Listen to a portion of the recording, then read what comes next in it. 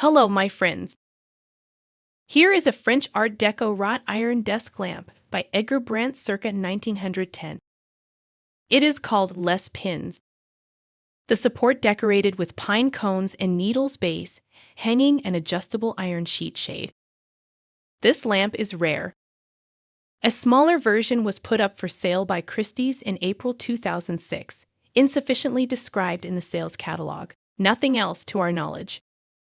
It is a variation of the Barbedienne banister, 1908, of the same decor and simulating a peacock tail. If you want more details, listen to the following.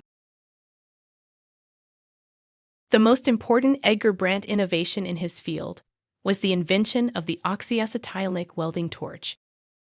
Brandt quickly understood the possibilities inherent in the use of the torch. In 1908, an influential client, Gustave Leblanc Barbedienne, owner of the famous Barbedienne foundry, asks Brandt to forge the main banister of the staircase of his mansion, 63 Rue de l'Ancre in Paris. Shaping a profusion of pine cones and needles that look like the splendid tail of a peacock, Brandt has proven what could be accomplished with the torch. Also known as the autogenic pistol, the oxyacetylenic blowtorch is at the origin of the Fairness Revolution during the first 2 decades of the 20th century. A premonitory Edgar Brandt has mastered the autogenic welding gun and was one of its first champions. The Barbedienne banister, with all its individual components, would have been an arduous technical challenge for a blacksmith using forge welding, a process consisting in heating 2 metals in fire and then assembling them by compression. The pine cones and the needles were first made, then applied to the banister, building from the ground.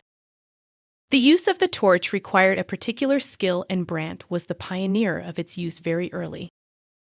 Indeed, it was not until 1918 that the Barbus School was opened for the sole purpose of teaching this technique. The ironworker will be in love with the pine branch throughout his career, but the torch allows him to create, in the Barbedienne banister, one of his greatest achievements on the theme. Most likely, the large pine cones were made by forging individual petals and then welding them with layers and layers. The small cones, which have less definition, were made from iron sheets formed in the shape of a cone and hot welded to fix the open side. The ridges were applied, united with gas, then chopped in place and hammered to texture the closely closed cones. A careful examination of these latter cones reveals slight variations in the texture of ridges and closings of the summits and funds.